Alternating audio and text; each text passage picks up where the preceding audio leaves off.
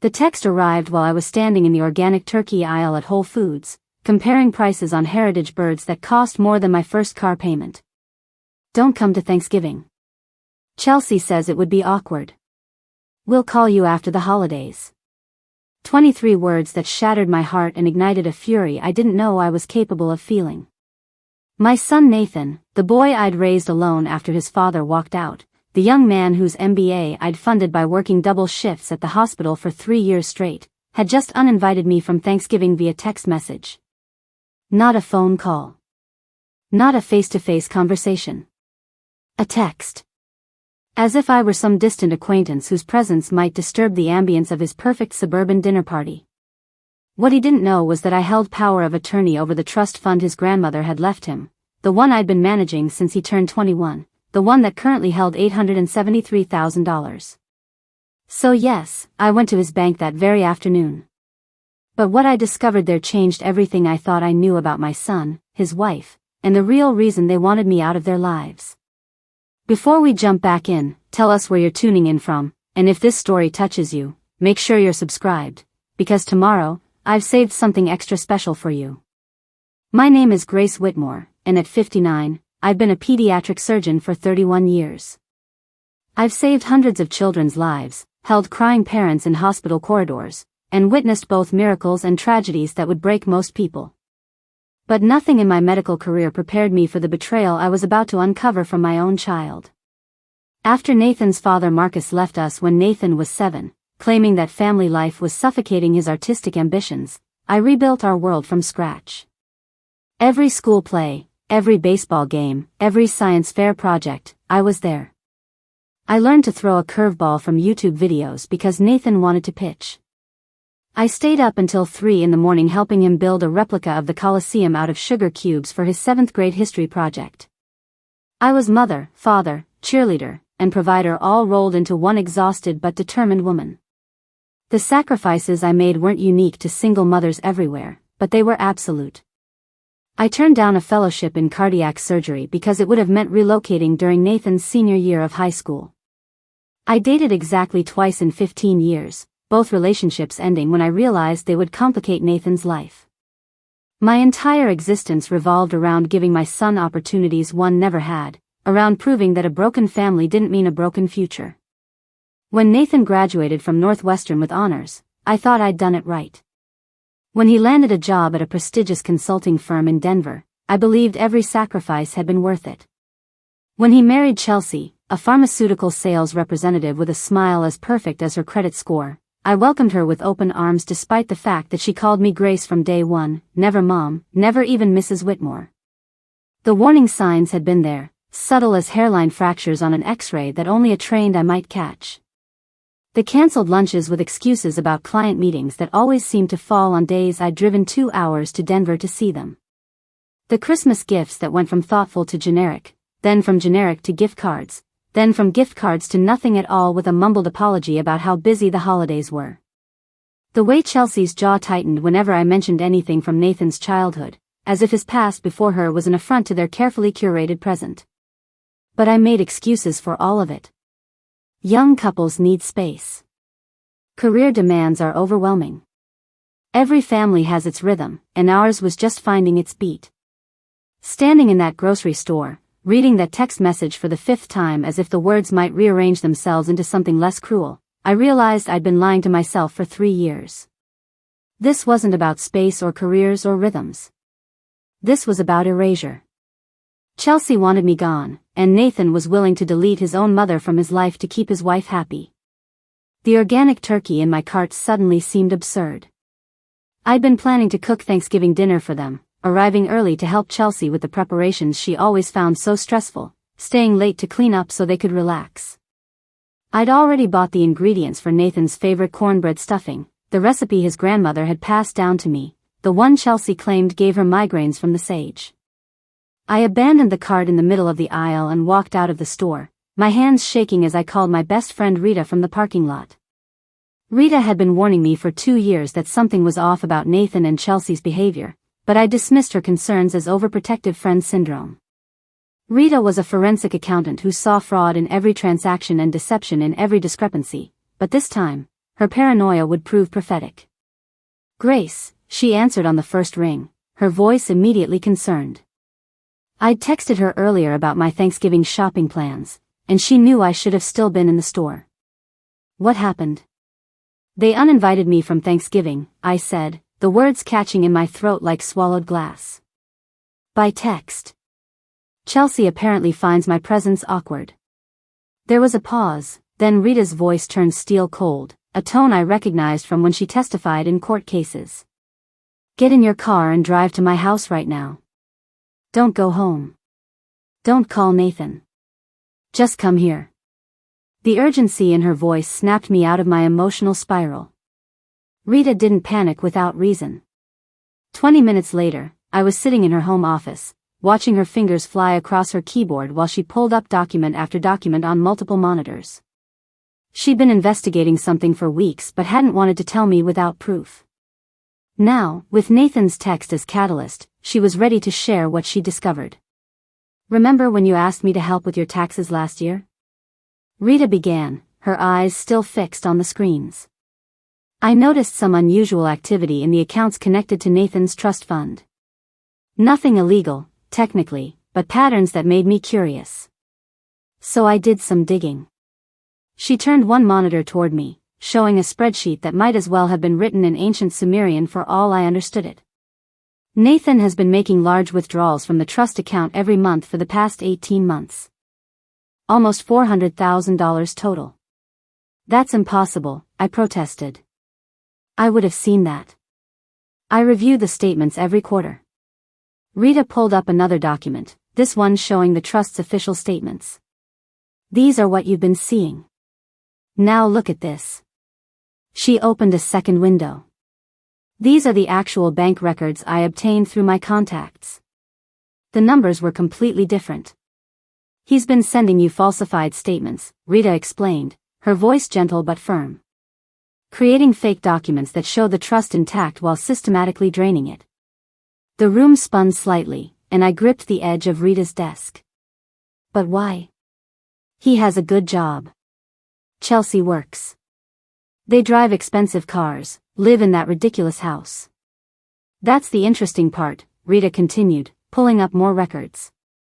"They're in debt up to their eyeballs. The house is double mortgaged. The cars are leased at insane rates. They've maxed out 12 credit cards. And here's where it gets really interesting." She clicked on another tab. "Chelsea doesn't work in pharmaceutical sales. She hasn't had a job in 2 years. She's been running what she calls a lifestyle coaching business on Instagram, spending thousands on photo shoots, designer clothes, and luxury vacations to maintain her image as a successful entrepreneur." The pieces clicked together with sickening clarity. The sudden distance, the cancelled plans, the exclusion from their lives. They weren't protecting their space, they were hiding their fraud. And now, with the trust fund nearly depleted, they needed me gone before I discovered the truth. "But Nathan knew I'd eventually see the real statements," I said, my mind racing to process this betrayal. "He had to know this would come out. Unless," Rita said quietly, meeting my eyes with a meaningful look, "he thought you wouldn't be around long enough for it to matter." The implication hung in the air like a toxic cloud. "You think they were planning something?" Rita pulled up one final document, a life insurance policy taken out in my name 6 months ago, with Nathan as the sole beneficiary. The signature on the application was mine, except it wasn't. The forgery was good but not perfect, the way my G curved slightly wrong, the pressure of the pen too consistent to be natural. $2 million, Rita said. "He used his power of attorney to take out a life insurance policy on you. Grace, I think your son and his wife weren't just stealing from you. I think they were planning something worse." "The text uninviting you from Thanksgiving? That wasn't about keeping you away from dinner. That was about establishing distance before something happened to you." My mind, trained to process trauma quickly and efficiently in the emergency room, went into clinical mode. I needed facts, not emotions. I needed to act, not collapse. The first step was clear: secure whatever assets remained before Nathan discovered I knew the truth. Which is why, 2 hours after receiving that text message, I walked into Denver First National Bank with my power of attorney documents and a determination forged from fury and heartbreak. The account manager, a young woman named Brittany with kind eyes and an unfortunate tendency to overshare, recognized me immediately. "Mrs. Whitmore," she exclaimed, clearly surprised. "Nathan was just here this morning asking about you." The words sent ice through my veins, but I kept my expression neutral, a skill honed through decades of delivering devastating diagnoses while maintaining professional composure. "Really? What about?" Brittany glanced around nervously, clearly debating whether she should share this information. "He was asking about your health," she admitted. "Whether you'd mentioned any medical issues, any upcoming procedures." He seemed really concerned. "Said you'd been forgetting things lately," seeming confused. I forced a laugh that sounded surprisingly genuine. Preparing and narrating this story took us a lot of time, so if you are enjoying it, subscribe to our channel, it means a lot to us. Now back to the story. "That's sweet of him to worry, but I'm perfectly healthy. In fact, that's why I'm here. I want to make some changes to the trust fund distributions." Brittany's relief was palpable as we moved into familiar administrative territory. The next 45 minutes were the longest of my life as we processed the paperwork to transfer the remaining $473,000 out of the trust account and into a new account solely in my name at a different bank. Every signature felt like a small act of war against the son I no longer recognized. As Brittany processed the transfer, she kept up a steady stream of chatter about her own Thanksgiving plans, her mother's famous green bean casserole, her boyfriend's family's tradition of deep frying the turkey. Normal family stories that felt like salt in an open wound. Before I left the bank, I made one more stop at the safe deposit box I'd maintained there for 20 years. Inside were documents Nathan didn't know existed, including the original will from his grandmother that gave me full discretionary control over the trust until Nathan's 40th birthday, still 7 years away. She'd been worried about his tendency toward impulsiveness, a trait she'd recognized even when he was a teenager. Her foresight now seemed prophetic. I also retrieved the letters she'd written to both of us, sealed envelopes with instructions not to open them until her trust was fully distributed. I'd honored that request for 6 years, but given the circumstances, I felt justified in breaking that promise. I sat in my car in the bank parking lot and opened my letter first. The familiar handwriting made my throat tighten. "My dearest Grace," it began, "if you're reading this, then either something wonderful or something terrible has happened with Nathan's trust. Knowing my grandson as I do, I fear it might be the latter. I've watched you sacrifice everything for that boy, and I've watched him take it for granted. Don't mistake this for criticism of your parenting. You've done everything right. But some people are born with a hole inside them that no amount of love can fill. Nathan is one of those people. I've left you in control of this trust because I trust your judgment more than his. If he proves himself worthy, give him everything. If he proves himself otherwise, protect yourself first. You've given enough. No one could fault you for choosing yourself now." The letter continued with specific legal instructions, including a clause I'd forgotten about that allowed me to dissolve the trust entirely under circumstances involving fraud or criminal activity by the beneficiary. My former mother-in-law, a contract lawyer before she retired, had thought of everything. Her letter to Nathan, which I opened with slightly trembling fingers, was shorter but no less direct.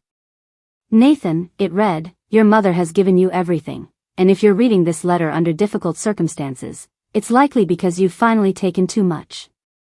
I'm leaving you this money not as a gift but as a test.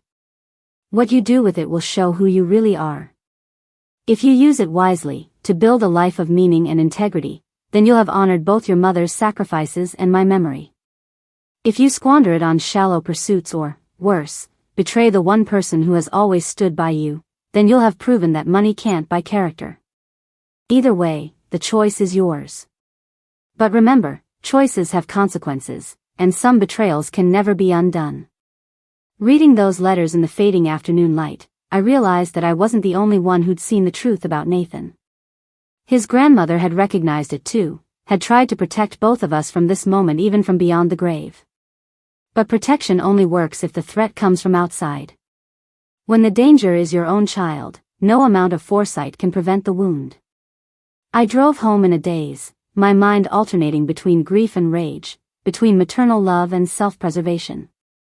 The house felt different when I walked in, as if Nathan's betrayal had somehow altered the molecular structure of the space we'd once shared. His childhood photos on the mantel seemed to mock me now, that innocent smile hiding the calculating mind that would one day plot against me. Rita was waiting for me in my living room, having let herself in with the spare key I'd given her years ago. She'd brought reinforcements in the form of her brother James, a criminal defense attorney who specialized in financial fraud cases. They'd already spread documents across my coffee table, building a case I wasn't sure I was ready to pursue. "Grace," James said, his voice gentle but firm, "we need to move quickly. If Nathan realizes you've discovered the fraud, he might escalate. That could mean destroying evidence, transferring assets offshore, or worse."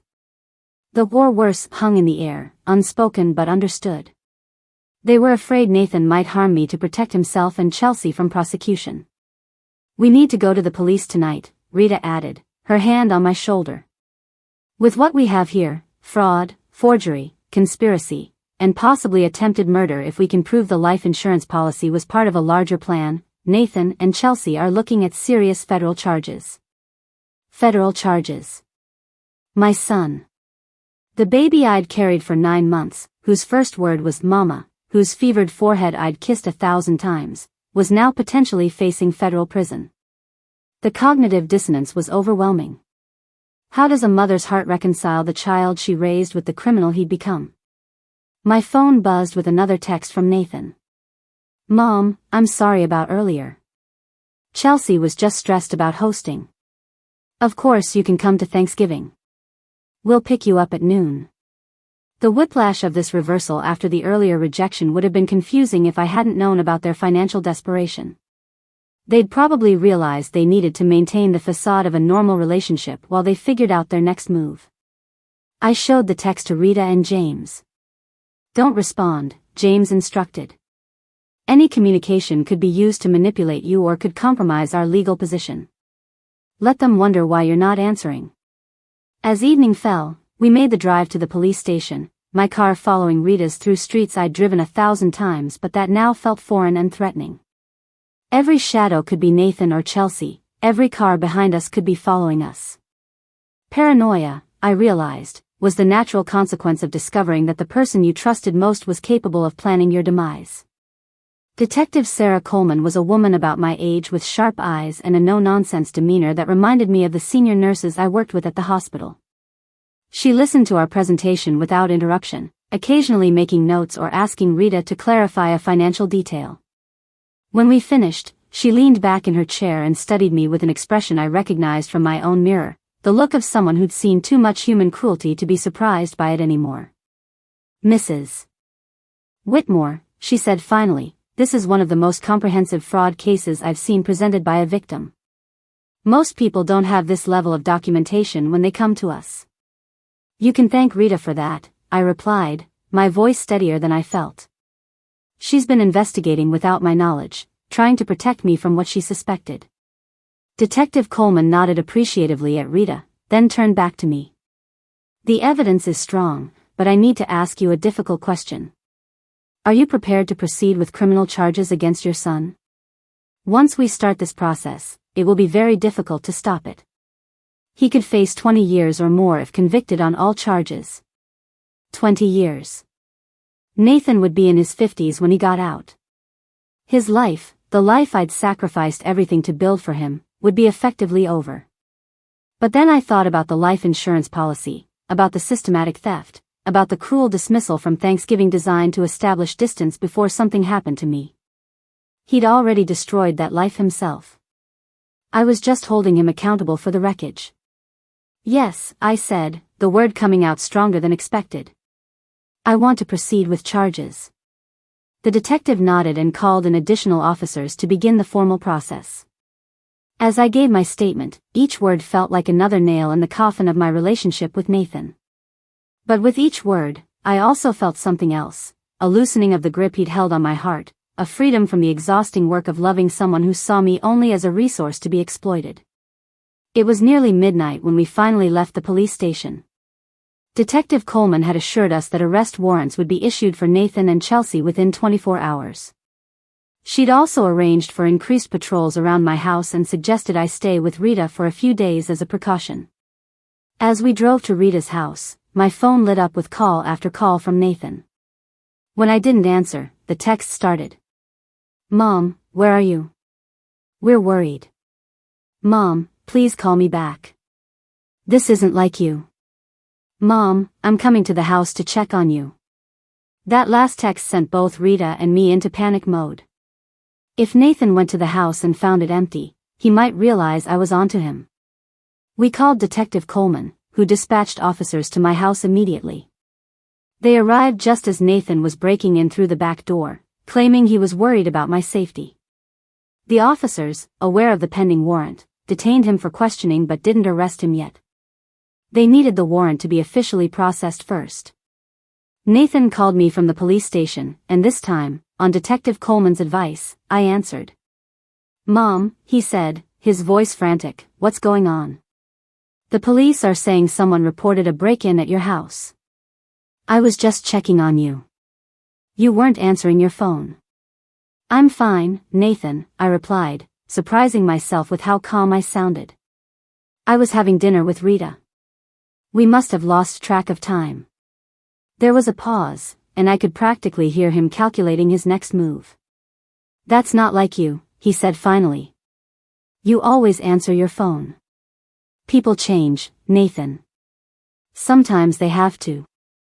Another pause, longer this time. "What does that mean?" he asked, and for the first time, I heard fear in his voice. Not fear for me, but fear for himself. "It means," I said slowly, choosing my words carefully, "that I'm done being the mother who sacrifices everything for a son who appreciates nothing. I'm done pretending that your treatment of me is acceptable. And I'm done funding a lifestyle built on lies and theft." The silence on the other end was deafening. Then, in a voice I'd never heard from him before, cold and calculating, he said, "You can't prove anything." "That's where you're wrong," I replied. "I can prove everything. The falsified bank statements, the $400,000 you stole from the trust, the forged life insurance policy. Everything, Nathan." The line went dead. An hour later, as I lay in Rita's guest bedroom, unable to sleep despite my exhaustion, my phone buzzed with a text from Chelsea. It was a photo of her and Nathan at what appeared to be the airport, with a simple message, "You'll regret this." They were running. The realization should have brought relief, but instead, it brought a fresh wave of grief. They were choosing to become fugitives rather than face the consequences of their actions. My son was now not just a criminal but a fugitive from justice. Detective Coleman called within minutes of receiving the photo. "We've frozen their accounts and flagged their passports," she informed me. "They won't get far. TSA has been alerted at all major airports. It's just a matter of time." Time. Something I'd given too much of to Nathan, something he'd tried to steal from me with that life insurance policy, something that now stretched before me, empty of the future I'd imagined. No grandchildren to spoil, no holiday gatherings to host, no pride in my son's accomplishments. Just time to rebuild a life that revolved around something other than a child who'd grown into a stranger. The next morning brought a circus of activity. Federal agents joined the investigation due to the interstate nature of the fraud. News vans appeared outside Rita's house, somehow having gotten wind of the story. My phone rang incessantly with calls from extended family, former colleagues of Nathan's, and numbers I didn't recognize. I turned it off, unable to deal with the questions and judgment that would inevitably come. Rita fielded the calls that came to her house, protecting me with the fierce loyalty that had led her to investigate Nathan in the first place. She told everyone the same thing. Grace was cooperating with authorities and would have no comment until the legal process was complete. It was a shield, but a thin one. The court of public opinion would try me as harshly as any legal court would try Nathan. Around noon, Detective Coleman called with an update. Nathan and Chelsea had been apprehended at a small regional airport trying to board a private plane to Mexico using fake identification. The pilot, suspicious of their nervous behavior and the cash payment they'd offered, had alerted authorities. They were being transported back to Denver and would be arraigned within 48 hours. "Do you want to be present at the arraignment?" Detective Coleman asked. "It's not necessary, but you have the right to be there." I thought about it for a long moment. Did I want to see Nathan in handcuffs, facing a judge, being formally charged with crimes against his own mother? Did I need that image added to the collection of painful memories I was already carrying? "Yes," I said finally. "I'll be there." Not for closure, because I knew there would be none, but for clarity. I needed to see him as he really was, not as I'd imagined him to be.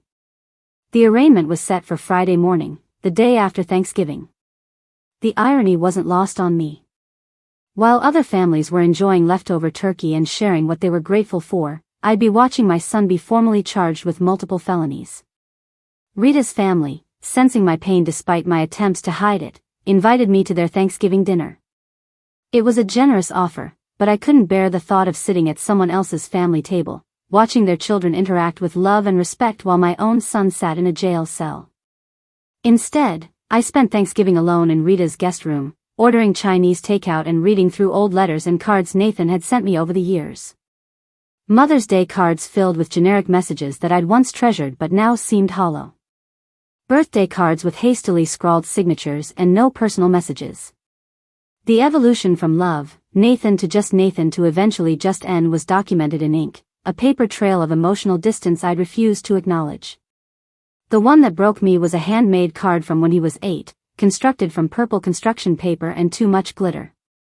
"You're the best mom in the whole universe," it declared in uneven handwriting. "I love you more than infinity." That little boy was gone, if he'd ever really existed outside my desperate need to believe in him. Friday morning arrived gray and bitter, the kind of November day that seeps cold into your bones regardless of how many layers you wear. Rita drove me to the courthouse, her presence a silent support that I desperately needed. The building was imposing, all marble and metal and the weight of justice about to be served or denied. The courtroom was smaller than I'd expected, more mundane. This wasn't a trial, just an arraignment, a procedural moment that would officially begin the legal process that would likely end with my son in federal prison. I sat in the back row, Rita beside me, trying to make myself invisible despite being the primary victim and witness in the case. When they brought Nathan in, I barely recognized him. Orange jumpsuit replacing his usual designer suits, hands cuffed in front of him, his perfectly styled hair now flat and unkempt. But it was his expression that truly shocked me. Not remorseful, not ashamed, but furious. His eyes scanned the courtroom until they found mine, and the hatred in them was like a physical blow. This wasn't my son looking at me. This was a cornered animal, calculating whether fight or flight would serve him better. Chelsea entered next, and her transformation was even more dramatic. Without her careful makeup and designer clothes, she looked younger, more vulnerable, but also harder somehow. The mask of the perfect suburban wife had slipped, revealing someone I'd never really known. The charges were read aloud, each one landing like a hammer blow. Wire fraud, conspiracy to commit fraud, identity theft, forgery, attempted grand larceny, and conspiracy to commit insurance fraud.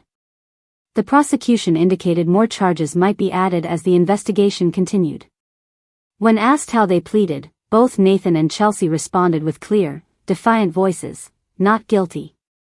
Their bail was set at $500,000 each, an amount that would have been easy for them to pay if they hadn't already drained every resource they had. Their request for a reduction was denied based on their attempt to flee the country. They would remain in custody until trial. As the guards prepared to lead them away, Nathan turned to look at me one more time. "I forgive you," he said loudly enough for the entire courtroom to hear. "I forgive you for choosing money over your own son." The gaslighting was so audacious, so complete, that for a moment I questioned my own sanity. Had I overreacted? Was I really choosing money over family? Then I remembered the forged life insurance policy, the systematic theft, the cruel dismissal from Thanksgiving, and the attempted flight from justice. I wasn't choosing money.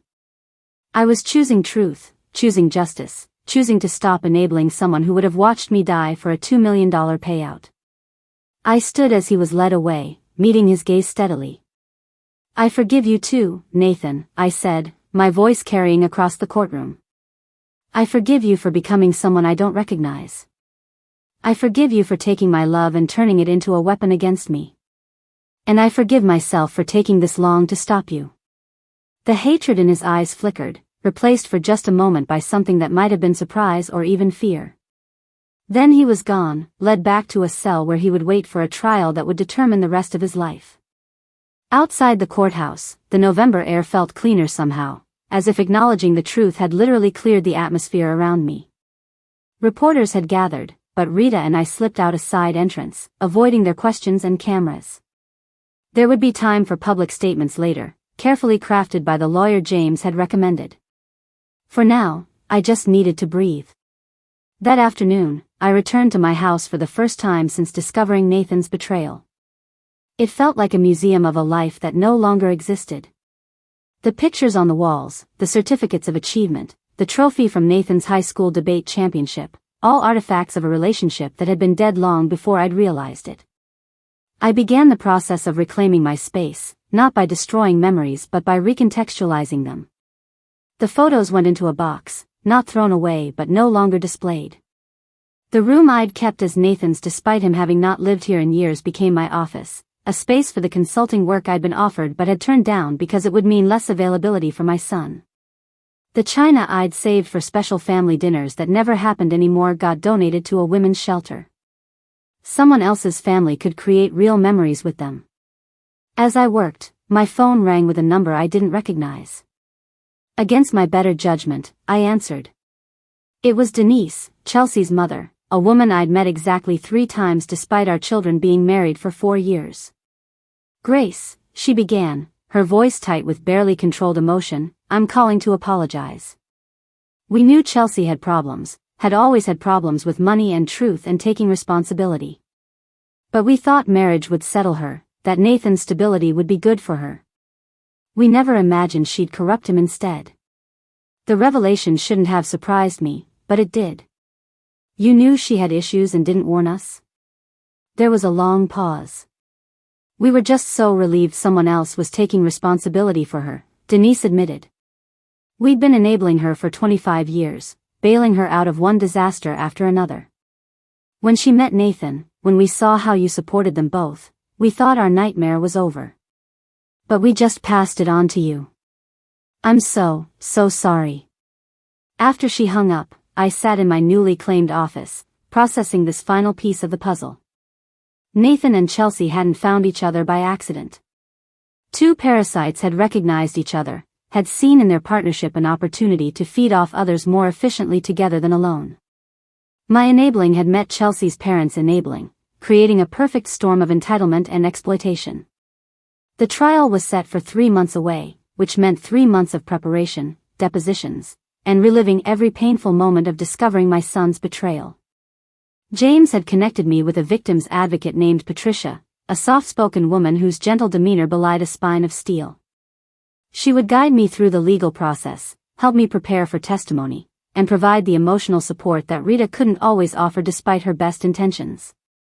The story had made national news by then, the sensational nature of a son plotting against his mother too salacious for media to resist.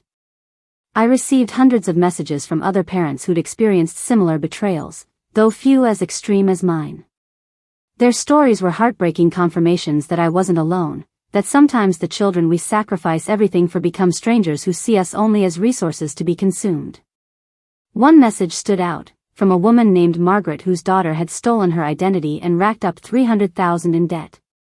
She wrote, "The hardest part isn't the betrayal or the financial loss. It's the death of the dream, the child you thought you had, the future you'd imagined. Grieve that loss like a death, because it is one.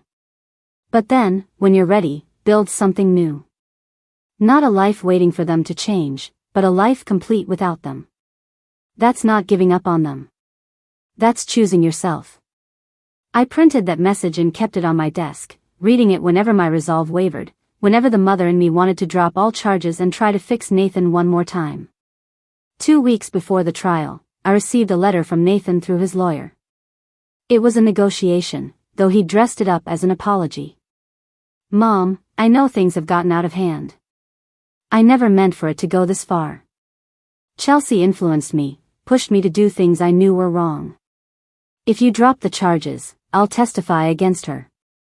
I'll get help, go to therapy, do whatever you need me to do. But please, don't let your son go to prison. I'm begging you as your child, your only family. Please choose me." The manipulation was so transparent it was almost insulting. Blame Chelsea, invoke family bonds, position himself as a victim who needed saving rather than a perpetrator who needed accountability. I wrote back through James with a single line: "The choice to commit fraud was yours, and the consequences are yours to bear." His response came quickly, this time without any pretense of remorse. "You're going to die alone. No one will mourn you. I'll make sure everyone knows what kind of mother you really were, cold, controlling, choosing money over blood. I hope you're happy with your choice, because it's the last one regarding me you'll ever make." I didn't reply. There was nothing left to say. The trial itself was both exactly what I expected and nothing like I'd imagined. The prosecution laid out their case methodically, presenting evidence of fraud so comprehensive that even I was shocked by the scope. Nathan and Chelsea hadn't just stolen from me. They'd taken out credit cards in my name, applied for loans using my information, even tried to sell my house by forging my signature on listing documents that were fortunately caught by an astute real estate agent. The defense's strategy was predictable: paint me as an overbearing mother who'd driven Nathan to desperation with my control and judgment. Chelsea's lawyer went further, claiming I'd never accepted her into the family, that I'd made their lives so miserable they'd felt forced to take what they believed they deserved. When I took the stand, I focused on facts, not emotions. Yes, I'd provided financial support. No, I'd never attached conditions to that support. Yes, I'd discovered the fraud myself. No, Nathan had never asked me directly for money before stealing it. The defense attorney tried to rattle me, bringing up my divorce, my work schedule during Nathan's childhood, my decision to pursue a demanding career instead of being a stay-at-home mother. I answered each question calmly, refusing to be baited into an emotional response. The moment that broke through my composure came when the prosecution presented the forged life insurance policy. The prosecutor asked me to read aloud the beneficiary designation, and when I said my son's name in connection with a document that essentially put a price on my death, my voice cracked. The courtroom went silent except for the court reporter's keys. When the prosecutor asked if I believed my son had intended to harm me, I looked directly at Nathan for the first time since the arraignment. "I don't know what my son intended," I said truthfully. "I only know what he did. And what he did was treat my life as a commodity, my death as a potential payday. Whether he would have acted on it or not, the fact that he saw me that way is harm enough." The jury deliberated for 6 hours. When they returned, they found both Nathan and Chelsea guilty on all counts. Nathan was sentenced to 15 years in federal prison with the possibility of parole in 10. Chelsea received 12 years. As the sentences were read, I felt nothing. Not satisfaction, not sorrow, just a hollow acknowledgement that justice, such as it was, had been served. After the trial, I went through the process of formally dissolving what remained of Nathan's trust, directing the funds to a scholarship program for single parents pursuing medical degrees. His grandmother would have approved, I think. The weeks following the trial settled into an unexpected rhythm of recovery and discovery. I returned to work at the hospital with a new perspective, seeing my young patients and their families through different eyes. The worried mothers who hovered anxiously by bedsides no longer irritated me with their endless questions. I understood now the desperate need to protect, to heal, to save your child from harm even when the harm came from their own choices. Dr. Patricia Reeves, the chief of surgery who had been my mentor for 15 years, noticed the change immediately when she found me sitting with a mother whose teenager had attempted suicide after stealing his parents' car and crashing it while intoxicated. The boy would recover physically, but the parents were devastated by the betrayal of trust, the lies he'd told, the money he'd stolen from his mother's purse to buy alcohol. 5 months ago, I would have offered clinical comfort, professional distance. Now I sat with that mother as someone who understood that particular grief intimately. Sometimes loving them means letting them face consequences, I told her quietly while her son slept off the sedatives. It feels like abandonment, but it's actually the opposite. It's loving them enough to stop enabling the behavior that's destroying them. The mother looked at me with red-rimmed eyes, seeing something in my expression that made her lean forward. "You've been through this," she said. It wasn't a question. "My son is in federal prison," I admitted, the words still foreign on my tongue. "For crimes he committed against me. I loved him too much to let him continue down that path, even though stopping him meant losing him." She reached for my hand, and we sat there in solidarity, two mothers united by the specific pain of children who had broken our hearts through their choices. Patricia found me later in the break room, nursing my third cup of coffee and reviewing surgical notes for the afternoon's procedures. "Grace," she said, settling beside me with her own coffee, "I heard what you said to the Morrison family. That was brave of you to share."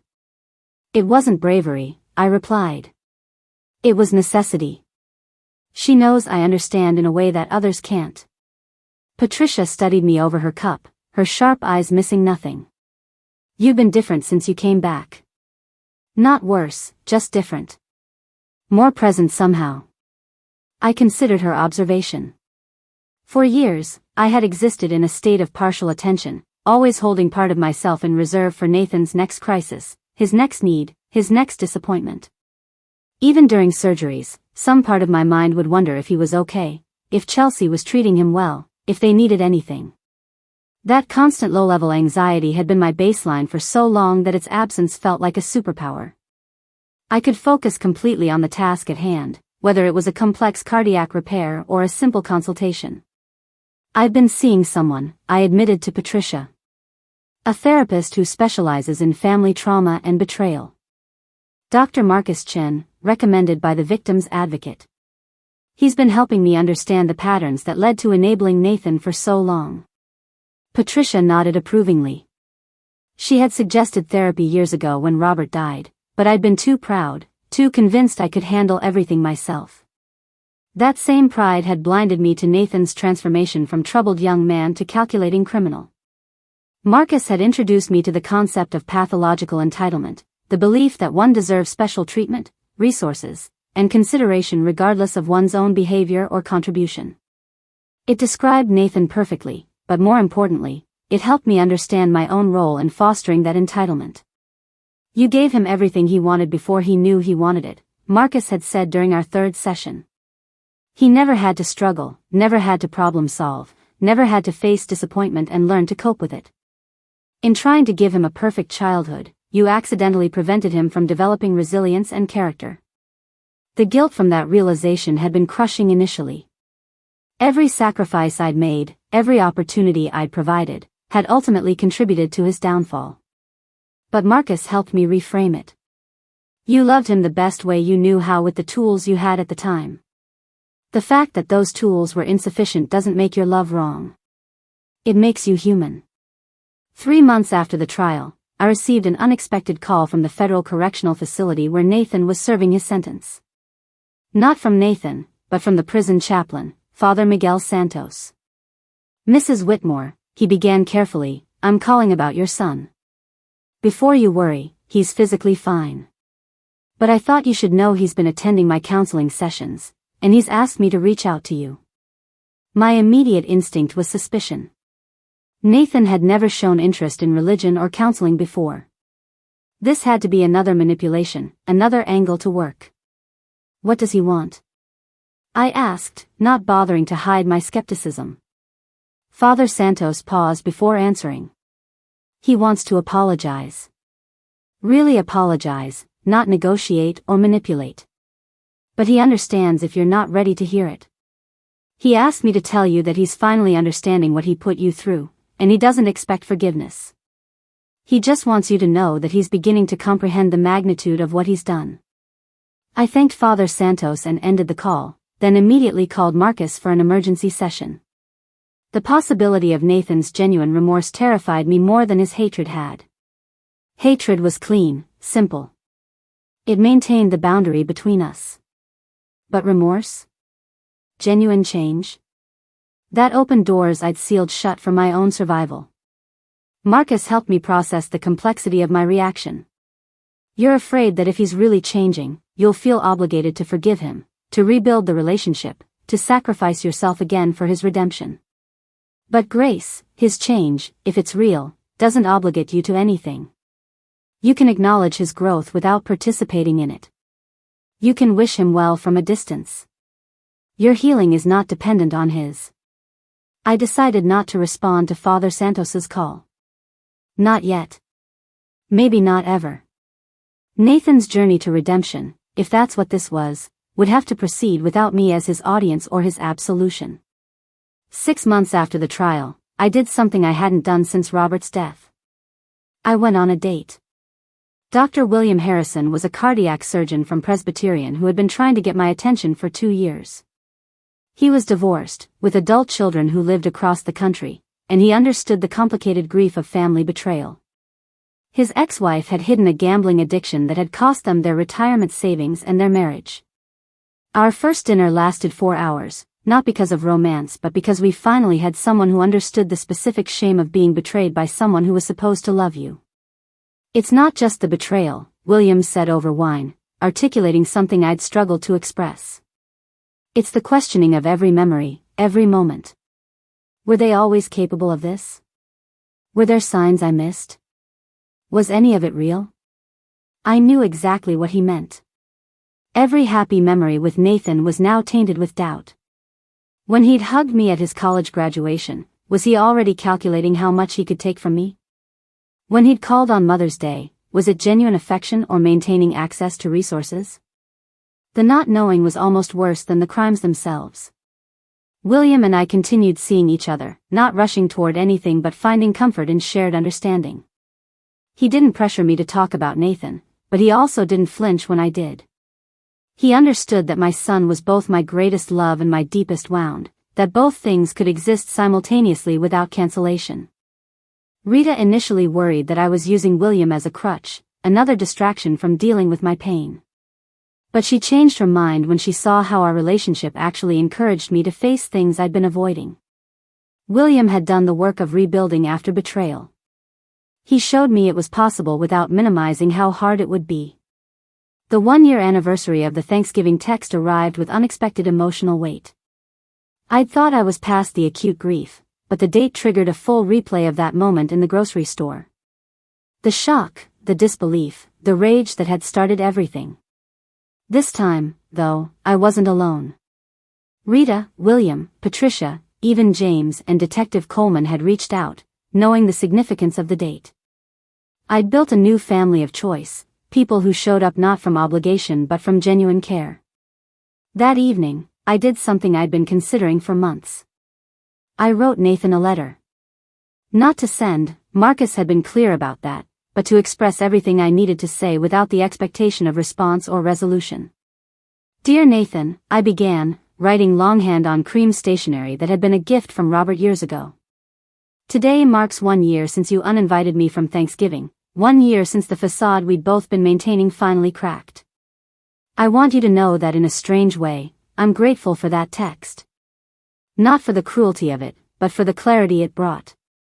Without it, I might have continued enabling you indefinitely, both of us dying slowly from the toxic dynamics we'd created. I wrote for 3 pages, chronicling not just the pain he'd caused but my own failures, my own blindness, my own contribution to the disaster we'd become. I acknowledged the childhood hurts I'd inflicted through absence and distraction, the teenage years when work had too often taken precedence, the young adult period when money had substituted for attention. I owned my part without excusing his. The letter ended with words I meant but couldn't say to him directly. I love you, Nathan. I will always love the baby you were, the child you became, even the man you are now. But I've learned that love doesn't mean accepting abuse, enabling destruction, or sacrificing myself on the altar of your choices. I hope you find peace. I hope you build something meaningful from the ruins. I hope you become someone who can look in the mirror without shame. But I won't be there to witness it. My work is done. Live well or don't, but live without me. I sealed the letter and placed it in my safe, where it would remain unless something happened to me. It was a goodbye, a release, a final maternal blessing and boundary in equal measure. Marcus called it a powerful ritual of closure, and he was right. Something shifted after writing it, like a bone finally setting properly after being broken. The healing could begin in earnest now. Detective Coleman called the next week with an update I hadn't expected. Chelsea had agreed to testify about additional crimes in exchange for a sentence reduction. Apparently, Nathan had been involved in similar schemes with two other families, elderly couples he'd befriended through Chelsea's supposed charity work. The amounts were smaller but the patterns identical. Forged documents, steal funds, disappear before discovery. One couple had lost their life savings, forcing them to sell their home and move in with their daughter. The other had discovered the theft earlier but had been too embarrassed to report it. Elderly victims often were. With Chelsea's testimony and my case as precedent, both couples were now pursuing charges. Nathan's sentence would likely be extended significantly. The news should have brought satisfaction, but instead it brought a deep sadness. How many people had Nathan hurt that I didn't know about? How many victims had suffered in silence while I enabled his behavior by shielding him from consequences?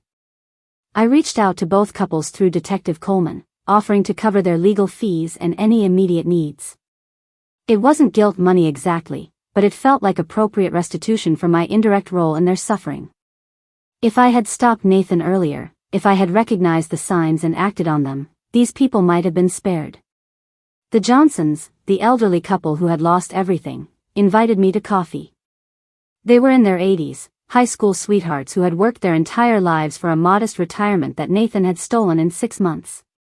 "We don't blame you," Mrs. Johnson said, her weathered hand covering mine across the cafe table. "Parents always see the best in their children. It's how we're designed. You couldn't have known what he was capable of." "But I should have," I insisted. There were signs for years. The entitlement, the lies, the lack of empathy for others. Mr. Johnson shook his head. "Even if you'd seen it all clearly, what would you have done? Called the police on your son for being selfish? Had him arrested for being ungrateful? You can't prosecute someone for having bad character until that character manifests in crimes. By then it's too late." Their forgiveness, unearned and freely given, broke something open in me. I sobbed in that small cafe, mourning not just Nathan but the illusion of him I'd carried for so long. The Johnsons sat with me, offering tissues and gentle pats, two strangers showing more genuine care than my son had in years. We became unlikely friends after that, meeting monthly for coffee and conversation. They never had children of their own, and I think in some way we adopted each other, filling mutual voids with chosen family. 18 months after the trial, I received another call from Father Santos. Nathan had asked him to relay a message, not a request for contact, just information he thought I should know. Chelsea had filed for divorce and was testifying against him in the additional charges. She was also pregnant, not by Nathan but by another inmate's brother she'd met during visiting hours. The child Nathan had used to manipulate me before the trial had never existed. It had been another lie, another tool for emotional extortion. The news should have vindicated my decision to maintain distance, but it just deepened the sadness. Even facing serious prison time, even with consequences finally real and unavoidable, Nathan was still being betrayed by someone he trusted. I wouldn't wish that particular pain on anyone, not even him. Father Santos mentioned that Nathan had been participating in a restorative justice program, writing letters to his victims that would only be sent if the victims requested them. He'd written one to me, apparently his longest and most difficult. It remained in Father Santos's office, sealed and waiting for a request that might never come. Did I want to read Nathan's version of accountability? Did I need his explanation, his remorse, his perspective on our mutual destruction? Marcus and I discussed it across several sessions. The letter represented a crossroads. Reading it might provide closure or might reopen wounds that were finally healing. Not reading it meant accepting uncertainty, living with questions that might have answers just out of reach. I chose not to read it. Not from anger or punishment, but from self-preservation. My peace couldn't depend on Nathan's words, whatever they might be. If he had genuinely changed, that was for his benefit, not mine. If he hadn't, if the letter was another manipulation, I didn't need that poison in my newly rebuilt life. The decision felt like another small victory in choosing myself. 2 years after the trial, I stood in my renovated house, hardly recognizing it as the museum of maternal devotion it had once been. Nathan's childhood artwork had been replaced with pieces I'd chosen for my own enjoyment. His room was now a proper office where I worked on the medical consulting practice I'd built. The dining room table, once set for family dinners that never happened, now hosted weekly poker games with Rita, William, Patricia, and the Johnsons. I'd also started mentoring young single mothers in medical school, sharing not just academic guidance but hard-won wisdom about maintaining boundaries with children while loving them completely. One student, Maria, reminded me painfully of myself at 30, exhausted and guilty, trying to be everything to everyone. "Your son needs a mother, not a martyr," I told her during a particularly difficult evening when she was considering dropping out to focus on her troubled teenager. Children learn more from watching us live authentic lives than from any sacrifice we make for them. Show him what resilience looks like. Show him that loving someone doesn't mean losing yourself. Maria's son, David, eventually turned his behavior around, partly because Maria stopped enabling him and partly because he saw his mother choosing herself for the first time. Not every story ends like Nathan's and mine. Some children course-correct when boundaries are established. Some recognize the gift of a loving parent before it's too late. But you can't know which story yours will be until you're willing to find out. The scholarship fund I'd established with Nathan's trust had awarded its first recipients, 3 single parents pursuing medical degrees while raising children alone. At the awards ceremony, I spoke briefly about second chances, not just for those who'd made mistakes but for those who'd loved people who had made mistakes. We often talk about redemption as something we grant to others, I said to the small audience. But sometimes the person who most needs redemption is ourselves. Forgiveness for the enabling, for the blindness, for the love that became harmful despite our best intentions. Grant yourself that grace. You earned it. One recipient approached me afterward, tears streaming down her face. Her daughter had been arrested for dealing drugs, using their apartment as a base of operations while the mother worked night shifts to pay for nursing school. The shame, the guilt, the sense of failure was eating her alive. "You didn't fail," I told her firmly. "Your daughter failed. There's a difference. Your job was to love her and provide opportunities. Her job was to make good choices with those opportunities. She chose differently. That's on her, not you." "But what if I had been home more?" she asked, the eternal question of working mothers everywhere. What if I had seen the signs? I took her hands in mine, feeling the calluses from years of hard work, the same calluses I'd once had. What if doesn't change what is? Your daughter made choices. Now she faces consequences.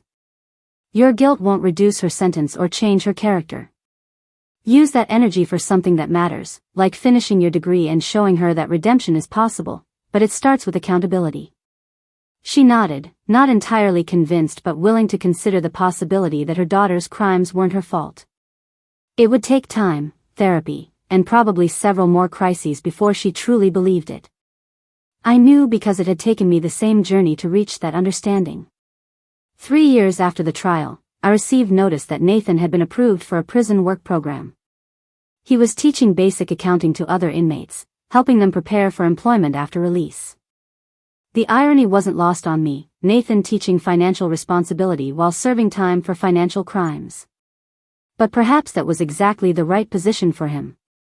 Who better to warn against the temptations of easy money than someone paying the price for succumbing to them?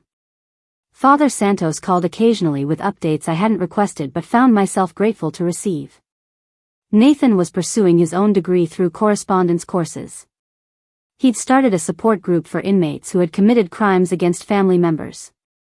He'd written letters of apology to all his victims, sent only to those who requested them. He seemed, by all accounts, to be doing the work of genuine change. But he never asked Father Santos to request contact with me again.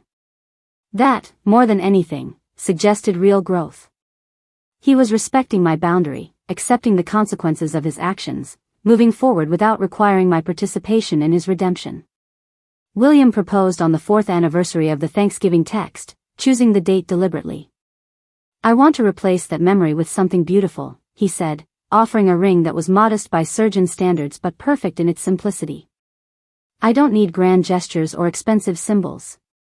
I just need you, exactly as you are, with all your complicated history and careful heart. I said yes, not because I needed a husband or even wanted a traditional marriage, but because William had shown me that partnership could exist without codependence, that love could coexist with boundaries, that two people with histories of betrayal could choose to trust again. Our wedding was small, just immediate family and chosen family.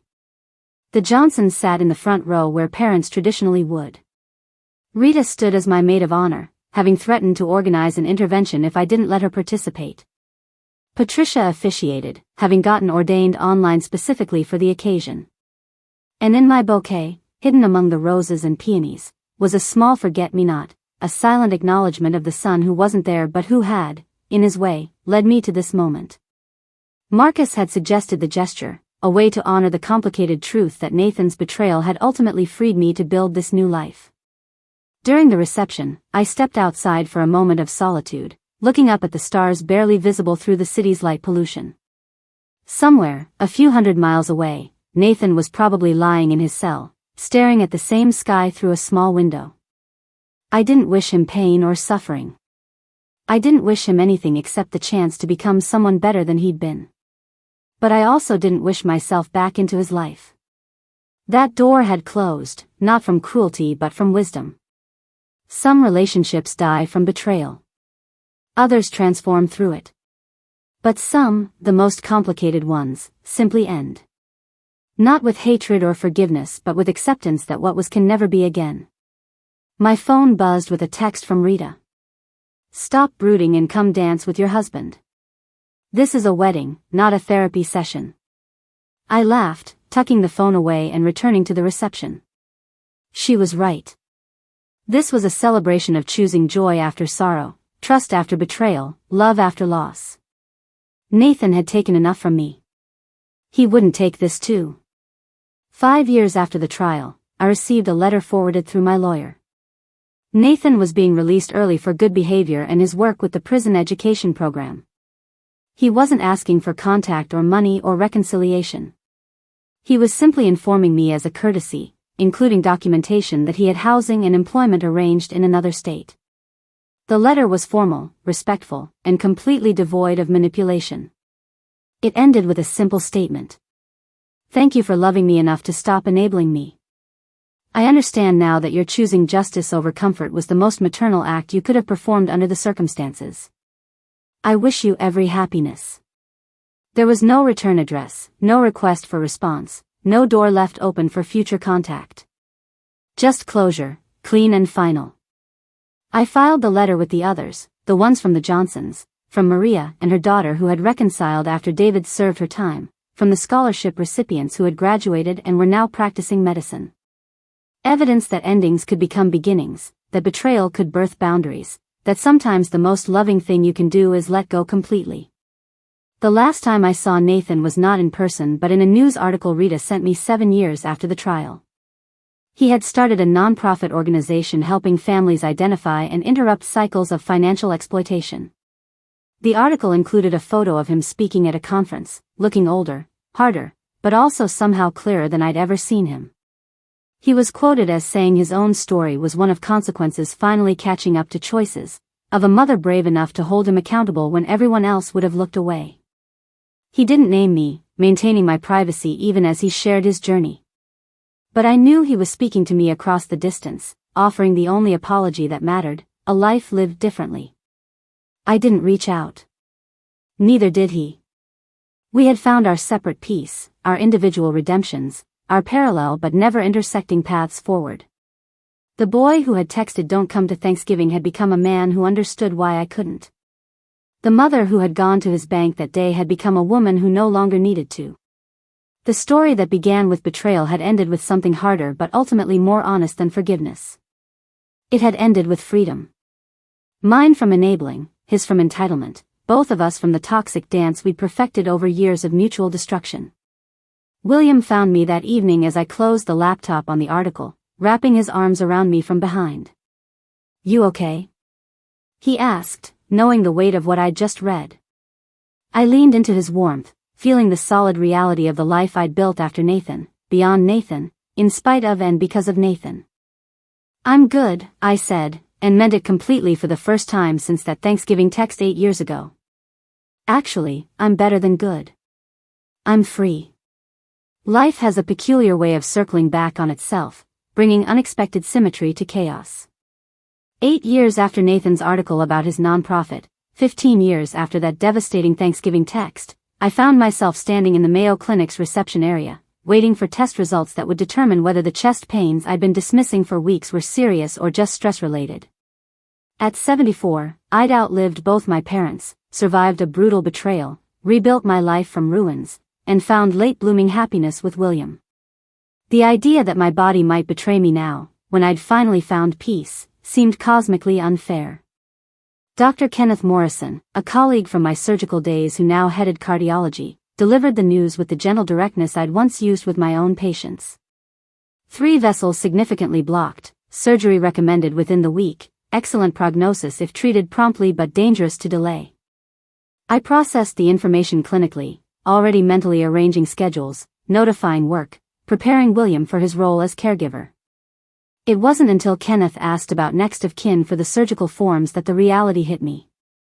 William was listed, of course, but there was a second line for additional family. The line that should have held Nathan's name stood empty, a blank space that represented 15 years of silence. William held my hand as we drove home, neither of us speaking about the form's empty line, though I knew he'd noticed. He'd learned over our years together when to push and when to let me process in silence. That evening, as I sat at my desk organizing medical documents and insurance papers, I found myself pulling out the box I hadn't opened in 5 years. Inside were the letters, Nathan's unsent apology that Father Santos had mentioned, still sealed in its envelope, the letter I'd written but never sent, and a handful of photos from before everything went wrong. One showed Nathan at 16, laughing at something off camera, his face open and unguarded in a way I'd forgotten he could be. Another captured us at his high school graduation, both of us believing the future held nothing but promise. "Grace," William said softly from the doorway, "you don't have to do this now. Focus on your surgery, your recovery. The rest can wait." But I shook my head, understanding with sudden clarity that it couldn't wait. Not because I might die, though surgery always carried risks, but because carrying this unresolved weight into the operating room felt wrong. I'd spent 15 years building boundaries, maintaining distance, choosing myself over the toxic relationship we'd had. But there was a difference between boundaries and walls, between self-protection and complete severance. I needed to know if that difference mattered now. I opened Nathan's letter first, my hands trembling slightly as I unfolded pages covered in handwriting I still recognized despite the years. "Mother," it began, not Mom, which told me he'd thought carefully about every word. "I'm writing this knowing you'll probably never read it, and that's okay. This isn't about me seeking forgiveness or trying to manipulate my way back into your life. This is about acknowledging what I did to you, fully and without excuse." The letter continued for 12 pages, detailing not just the crimes I knew about but the emotional manipulation I hadn't fully recognized. He wrote about studying my patterns to know when to ask for money, about deliberately creating crises to trigger my maternal rescue instincts, about coaching Chelsea on which buttons to push to maximize guilt and minimize resistance. Reading it was like performing surgery on myself without anesthesia, each revelation cutting deeper than the last. But there was something else in the letter too, a psychological insight that surprised me. He wrote about his father's abandonment, how he'd spent years believing that if he'd been better, more worthy, Marcus wouldn't have left. That belief had metastasized into a conviction that he deserved compensation for that original wound, that the world, and especially I, owed him restitution for his father's betrayal. It didn't excuse his actions, and Nathan was clear about that in the letter. Understanding the why didn't diminish the what. But it provided context I'd never had, a piece of the puzzle that helped the picture finally make sense. The letter's final pages shifted from confession to update. He wrote about his work in prison, the education he pursued, the therapy that had slowly unpacked years of entitlement and rage.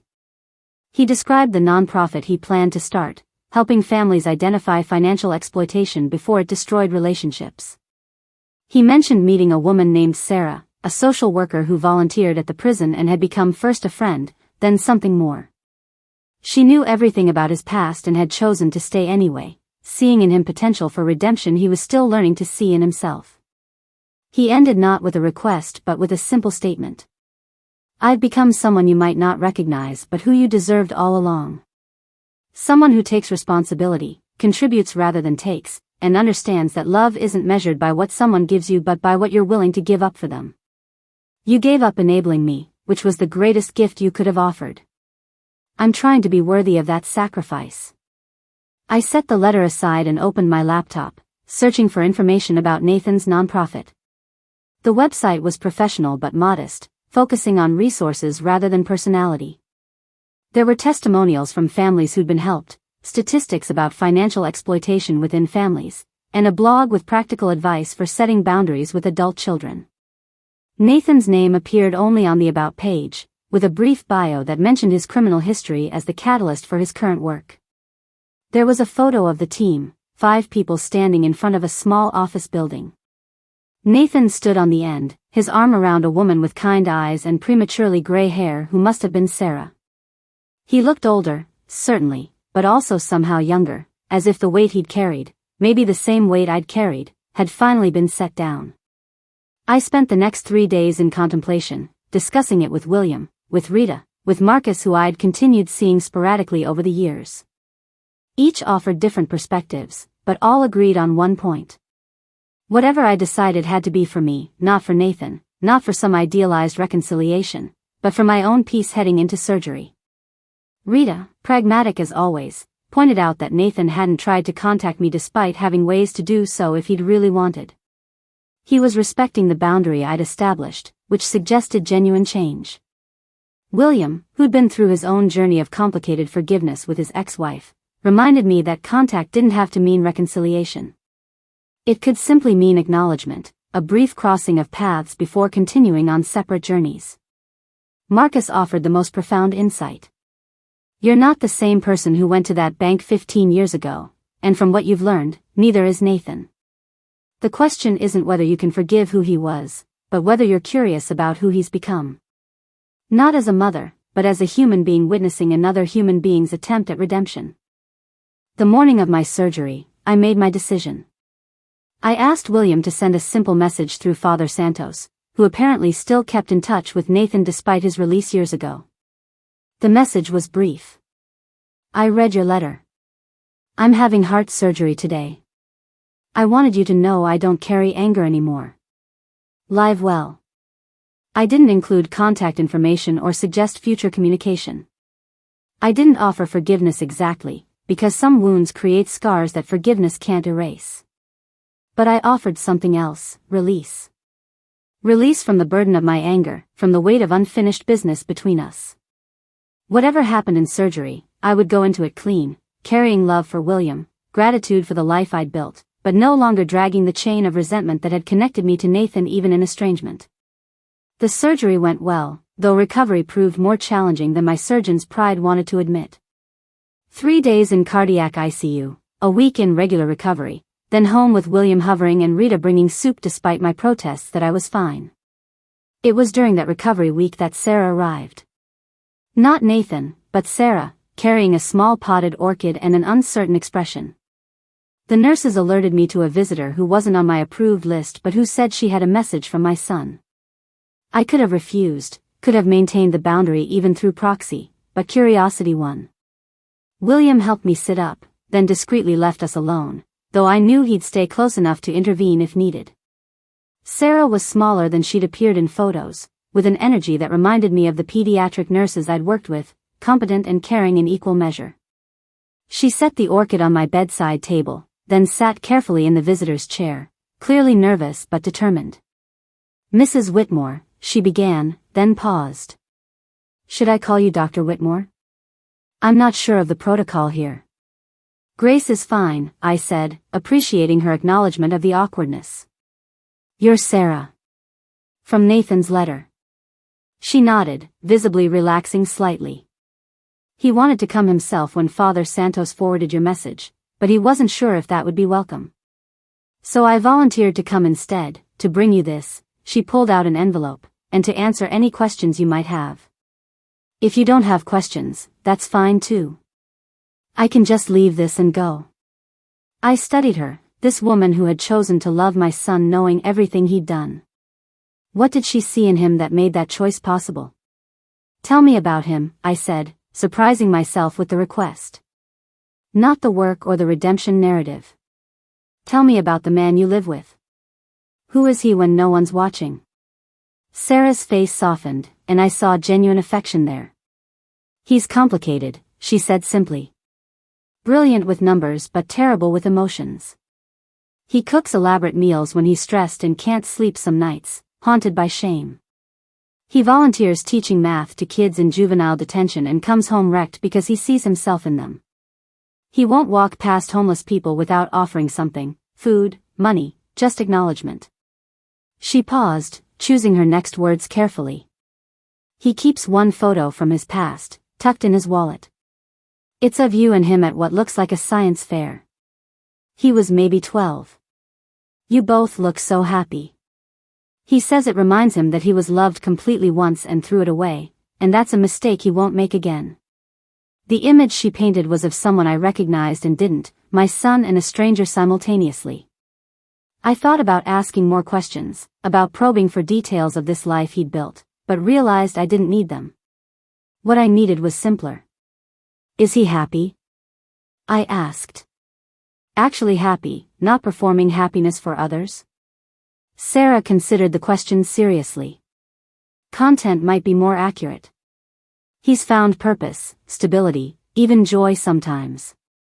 But there's a sadness too, a grief for the relationship with you that he destroyed.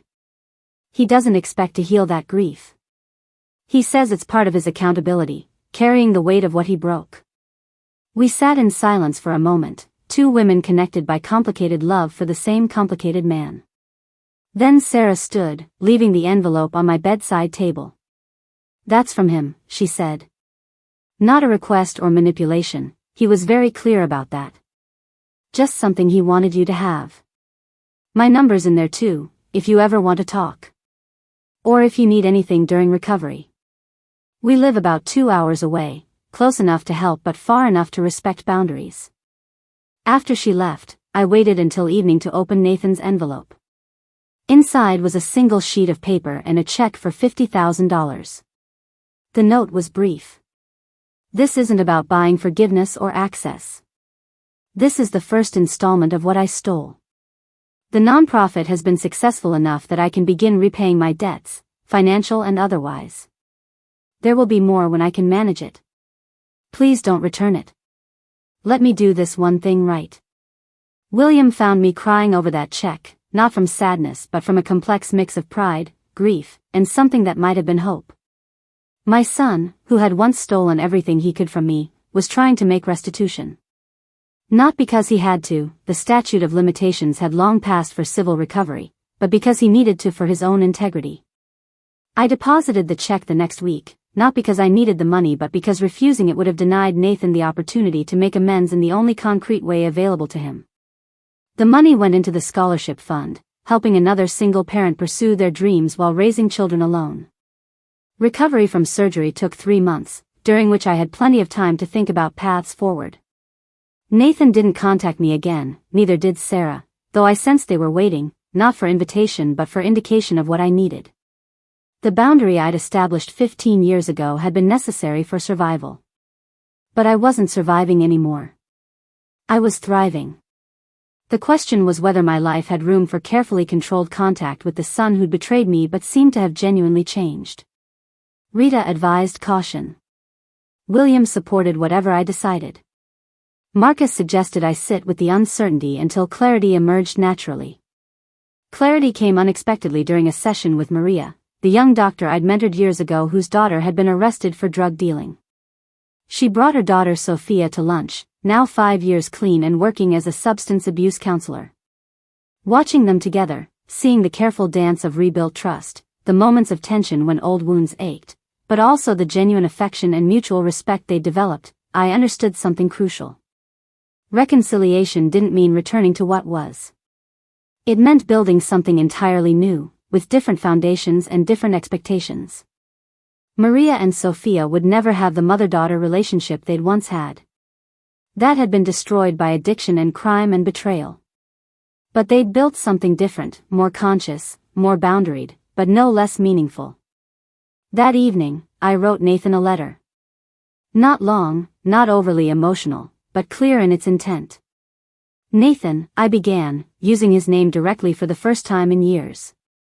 Your Sarah visited during my recovery. She seems lovely, and you seem to have built something worthwhile with her and through your work. I'm not ready for direct contact, may never be, but I wanted you to know that I read your nonprofit's blog regularly and am proud of the help you're providing to families navigating similar situations. The check was unexpected but appreciated. It's being used for scholarships for single parents in medical school. If you continue sending restitution, that's where it will go, creating opportunities for others as I once tried to create them for you. I wish you continued growth and peace. The letter felt like closing a circle, not with reunion but with acknowledgement. We were forever connected by history, by DNA, by the complicated love between parent and child. But we were also forever separated by choices made, trust broken, and wounds that healing couldn't fully erase. 3 months later, I received another check with a brief note. For the scholarship fund. Sarah's pregnant. Due in spring. We're naming him William if it's a boy, after your husband who I researched and who seems like a good man. If it's a girl, Grace, if that's okay. Not asking for anything, just thought you should know you'll be a grandmother again, even from a distance. The news hit me harder than expected. A grandchild I would never know, carrying my name perhaps, but forever separated by the chasm Nathan had created and I had chosen to maintain.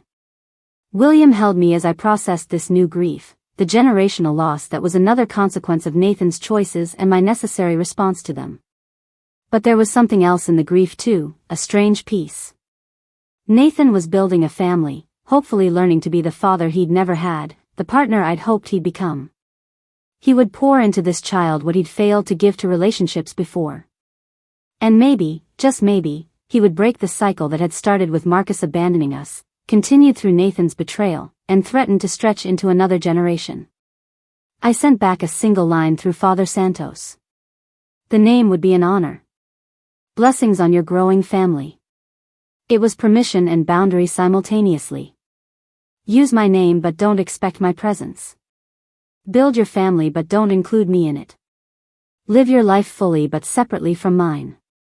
6 months later, Sarah sent a birth announcement through Father Santos. Grace Sarah Chin Reynolds, 7 pounds 3 ounces, healthy and perfect.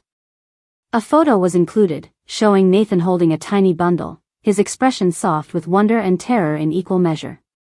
He looked like a father, vulnerable and protective simultaneously. I kept the photo, adding it to the box of complicated memories, then returned to my life. William and I traveled to Paris for our anniversary. Rita and I continued our weekly lunches. The Johnsons celebrated their 65th wedding anniversary with a party I helped organize. Life moved forward, full and rich and complete without Nathan but no longer defined by his absence either. Sometimes I wondered about little Grace, whether she had Nathan's eyes or Sarah's smile, whether she would grow up knowing about the grandmother who existed but didn't visit. I hoped Nathan would tell her the truth when she was old enough, not to poison her against me but to teach her about consequences and choices and the complex nature of love. That sometimes loving someone means staying away, that forgiveness doesn't always mean reconciliation, that broken things can be acknowledged without being repaired. The scholarship fund grew through Nathan's regular contributions and others' donations, helping dozens of single parents achieve their dreams while raising children. Each graduation felt like a small victory, proof that destruction could be transformed into creation, that pain could become purpose. At one ceremony, a recipient named Angela approached me with tears in her eyes. Her son had been arrested for stealing from her to feed a gambling addiction. She'd pressed charges, testified against him, and watched him go to prison. The scholarship had allowed her to finish her nursing degree despite the emotional and financial devastation. My son gets out next month, she said. I don't know if I'll ever trust him again, but I know I did the right thing. You taught me that love doesn't mean enabling destruction. Sometimes the most loving thing is to let them face consequences. Her words echoed back to me across the years, the same truth I'd learned through painful experience. We hugged, two mothers bound by similar losses, similar choices, similar determination to rebuild lives from ruins. Years passed in this careful balance. Nathan continued his restitution payments, occasionally including brief updates about his work or family but never pushing for more contact. I read his nonprofit's blog, watched from a distance as he became a respected voice in financial exploitation prevention. When little Grace turned 5, Sarah sent a photo of her starting kindergarten, wearing a backpack bigger than she was, grinning with Nathan's exact smile. I kept that photo too, a grandmother's small claim to a grandchild she'd never know. The ache was there but manageable, like an old injury that hurt during weather changes but didn't prevent normal functioning. William developed Parkinson's when I was 81, a cruel irony for a surgeon whose hands had once been rock steady. We adapted as we'd adapted to everything else, with determination and dark humor and the deep appreciation for whatever time remained. Rita moved into our guest house when her own health began declining, and we became a small community of aging survivors, supporting each other through the indignities and unexpected graces of getting old. When William passed 3 years later, Nathan sent a sympathy card through Father Santos. No request to attend the funeral, no attempt to use grief as an opening, just simple condolences and a donation to the Parkinson's Foundation in William's name. I appreciated the gesture and the restraint equally. He had learned boundaries, had learned to respect them even when opportunity for violation presented itself. It was perhaps the clearest sign of genuine change, more than the restitution or the nonprofit or the family he'd built. He could have pushed when I was vulnerable with grief, but he chose not to. That choice mattered more than all his apologies. Now, at 85, I sit in the garden William and I planted together, watching seasons change with the particular poignancy of knowing I won't see many more. My heart, repaired but still fragile, sets a timer on remaining days. But I'm not afraid or bitter. The life I rebuilt after Nathan's betrayal has been fuller than the one I'd planned, filled with chosen family, meaningful work, unexpected love, and the specific satisfaction of surviving what should have destroyed me. Sometimes I imagine parallel universes where different choices led to different outcomes.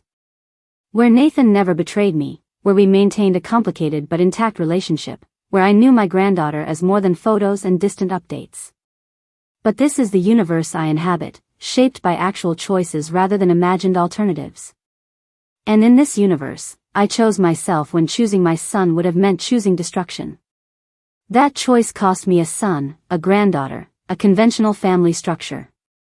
But it gave me integrity, self-respect, and the knowledge that I could survive anything, even the loss of someone I'd loved more than life until I learned to love life more than enabling death.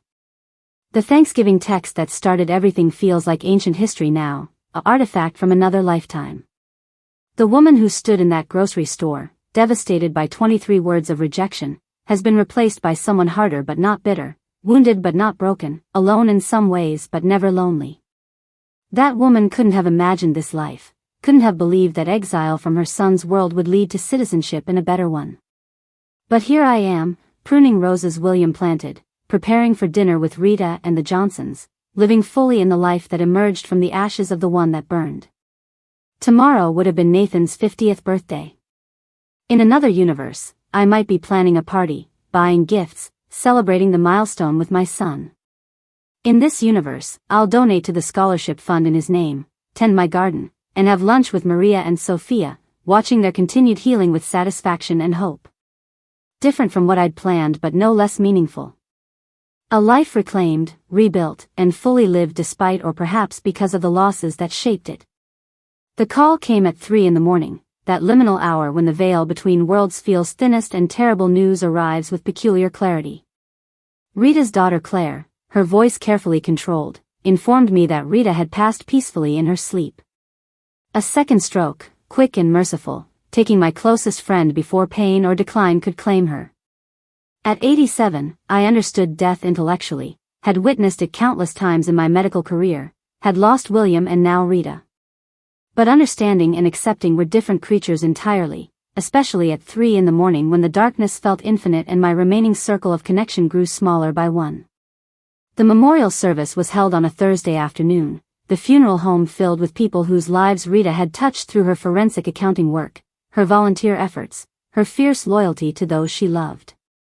I delivered the eulogy, my voice steady despite the trembling in my hands, describing the woman who had seen through Nathan's deception when I couldn't, who had stood by me through the aftermath, who had become the sister I'd never had. As I spoke about her unwavering support during my darkest days, I noticed a figure in the back row, partially hidden behind a pillar. The gray hair, the familiar posture despite the passing years, the way he held himself slightly apart from others. Nathan had come to pay respects to the woman who had helped expose his crimes. Our eyes met across the crowded room, 15 years of silence condensing into a single moment of acknowledgement. He didn't approach, didn't try to use grief as a bridge to reconnection. He simply nodded, a gesture of respect for Rita and perhaps for my right to mourn without his intrusion, then slipped out before the service ended. Claire mentioned later that an anonymous donation of $10,000 had been made to Rita's favorite charity in her name. We both knew who had made it, though neither of us said so aloud. That night, alone in my house that felt impossibly empty without the possibility of Rita's drop-in visits or late-night phone calls, I pulled out the box of complicated memories once again. The photos, the letters, the birth announcement for little Grace who would be 15 now, a teenager I'd never met carrying my name into a future I wouldn't see. For the first time in years, I felt the full weight of the isolation my choices had created. Not regret exactly, but a bone-deep acknowledgement of the price paid for self-preservation. The Johnsons had passed 2 years prior, within months of each other as devoted couples often do. William was gone. Now Rita. My remaining connections were professional rather than personal, meaningful but not intimate. Maria still visited occasionally, but she had her own family, her own full life that I existed on the periphery of. At 87, starting over wasn't an option. This was the life I had, shaped by choices that couldn't be unmade, defined by boundaries that had saved me but also isolated me. 3 weeks after Rita's memorial, I received a package with no return address. Inside was a leather journal, worn but well-maintained, filled with Rita's handwriting. A note was clipped to the front in Claire's script. Mom left instructions for this to be sent to you after her passing. She said you'd understand. The journal documented Rita's investigation into Nathan all those years ago, but it contained something else too. Pages and pages of observations about me, about my strength and blind spots, about the way trauma had shaped my parenting, about her struggle between loyalty and truth-telling. One entry, dated just days before she revealed Nathan's theft to me, read, "Grace will hate me for this initially. She'll feel betrayed that I investigated behind her back, angry that I've shattered her illusions. But someday, maybe years from now, she'll understand that this is love. The hard kind that chooses someone's well-being over their comfort, their future over their present. I hope I'm still around for that someday, but if not, I hope she knows that every difficult truth I told was spoken from love." Reading Rita's private thoughts about our friendship, about her decision to investigate despite knowing it might cost our relationship, about her relief when I'd chosen truth over comfortable lies, brought a fresh wave of grief. But also gratitude. She had loved me enough to risk my hatred, had valued my well-being over my approval. It was exactly what I'd eventually done with Nathan, choosing his long-term chance at redemption over short-term enabling. The parallel was so clear it took my breath away. That evening, I did something I hadn't done in 15 years. I wrote Nathan a letter. Not through intermediaries, not formal and distant, but direct and honest. I told him about Rita's journal, about seeing him at her memorial, about the strange symmetry of her investigating him out of love for me just as I'd prosecuted him out of a complex love that demanded accountability. I wrote about being 87 and running out of time for absolute positions, about the difference between forgiveness and forgetting, between boundaries and walls.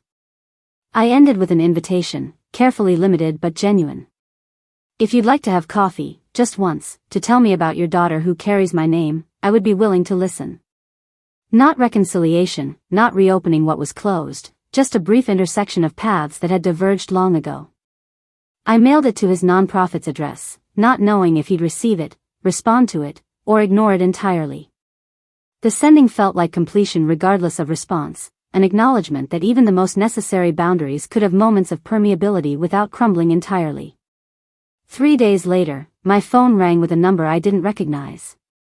When I answered, the voice on the other end was older, rougher, but unmistakably Nathan's. "Mom?" he said, the word a question and statement simultaneously. "Is Tuesday afternoon okay?" "Just coffee, like you said." "I have so much to tell you about Grace." We met at a small cafe equidistant between our cities, neutral territory that belonged to neither of us. I arrived first, choosing a corner table where I could see him approach, prepare myself for whatever I might feel. When he walked in, the years fell away momentarily. He was 50 now, gray-haired and lined, wearing a simple button-down and jeans rather than the designer suits of his past. But his eyes, when they met mine, were clear in a way they'd never been during his years of entitlement and manipulation. He sat carefully, as if sudden movements might shatter the fragile moment.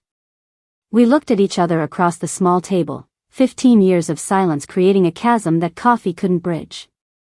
Finally, he pulled out his phone, swiping to a photo of a teenage girl with my exact nose and his rebellious smile. "She's brilliant," he said simply. "Loves science like you did, wants to be a doctor. Not to make money but to help people. We've told her about you, about what happened, age-appropriate versions that don't demonize anyone but don't hide the truth either. She knows she has a grandmother who had to make impossible choices. Sometimes she asks if she'll ever meet you. I tell her that's not my decision to make." The photo showed a girl at what looked like a science fair, holding a trophy, beaming with the kind of genuine joy I remembered from Nathan's childhood before things went wrong. She was wearing a name tag that read Grace Chin Reynolds, and something about seeing my name on this stranger who was also family created a physical ache in my chest.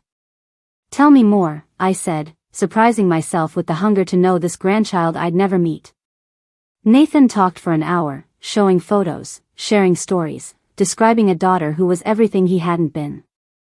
Responsible, empathetic, hardworking without expectation of reward. He spoke about Sarah's influence, how she'd insisted on raising Grace with awareness of consequences, teaching her that love and boundaries could coexist. He talked about his work, the families he'd helped avoid the path we'd taken, the book he'd written about financial exploitation within families that had become a resource for therapists and lawyers. I listened without interrupting, observing the man he'd become. Prison had left its mark in the careful way he held himself, the hypervigilance that never quite faded. But therapy had clearly worked too, evident in his ability to discuss the past without deflection or excuse. When he finished talking about Grace, he set his phone aside and met my eyes directly. "I need to say something," he said. "Not for you to respond to, just for me to say. I destroyed us. Not you, not Chelsea, not my father leaving. Me. My choices. My entitlement. My crimes. You did exactly what you should have done, and I'm grateful even though it cost me everything. Because losing everything was the only way I could rebuild as someone worth being." The words hung between us, not seeking absolution but offering acknowledgement. I nodded, accepting them without response because what was there to say?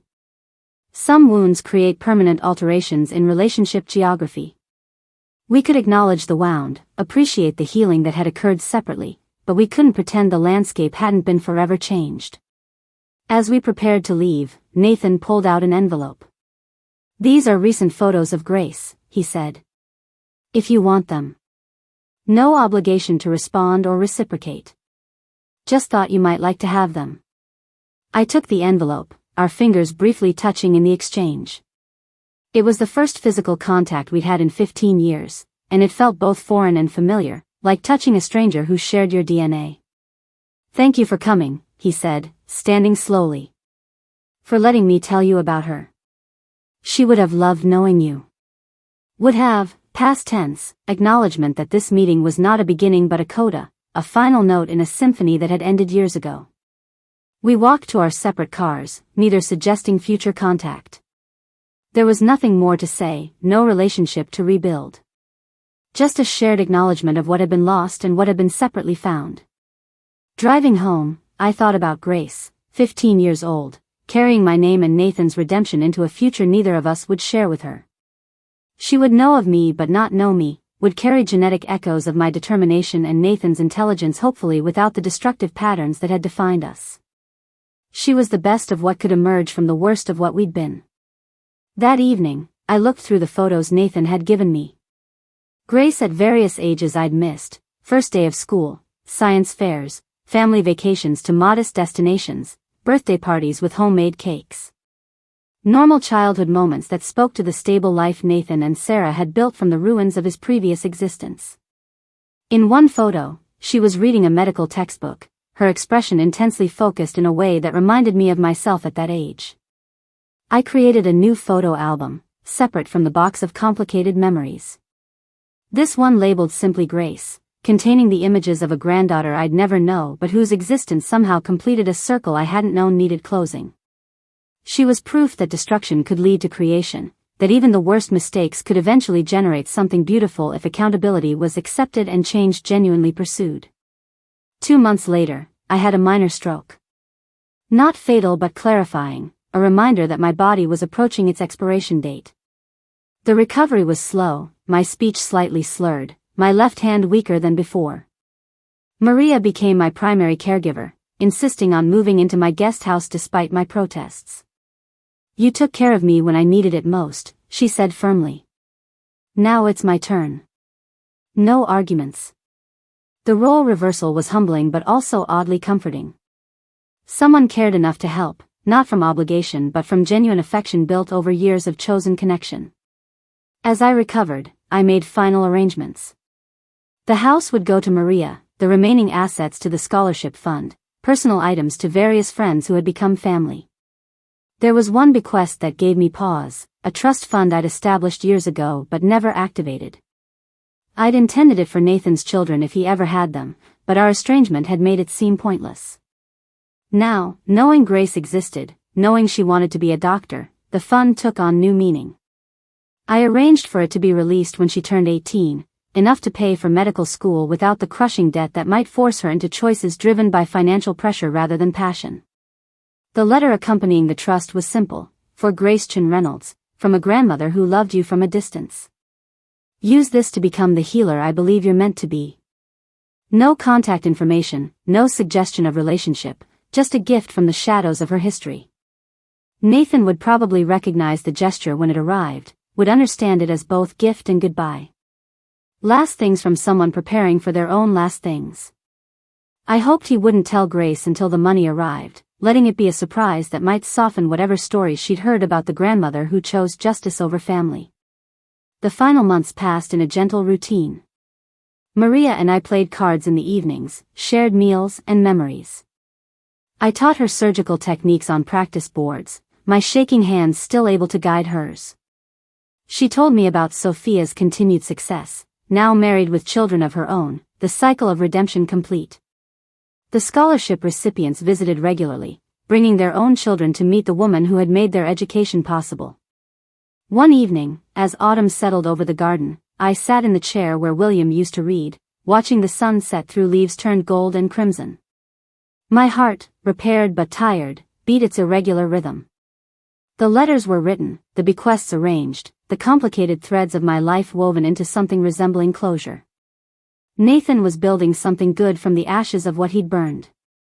Grace carried forward the best of our genetics without the worst of our patterns.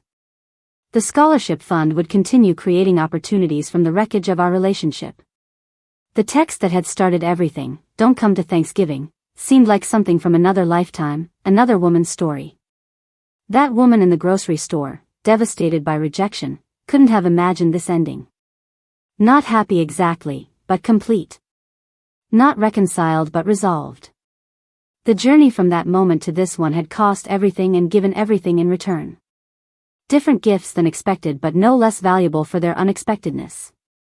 As darkness settled over the garden, I thought about the morning I'd gone to Nathan's bank, fury and heartbreak driving me to discover the depth of his betrayal. That act of desperate self-preservation had set in motion 15 years of separation but also 15 years of growth for both of us. He'd found redemption in accountability. I'd found peace in boundaries. Both of us had discovered that love could exist without proximity, that some relationships serve their purpose not through continuation but through ending. My phone buzzed with a text from Maria, asking if I needed anything from the store. I smiled, grateful for this chosen daughter who had appeared when my biological son had disappeared. Life had a way of providing what you needed if you were open to receiving it in forms you hadn't expected. The scholarship fund had created dozens of Marias, single parents who went on to serve their communities while raising children with the knowledge that struggle could lead to strength. Later that week, Father Santos called for the last time.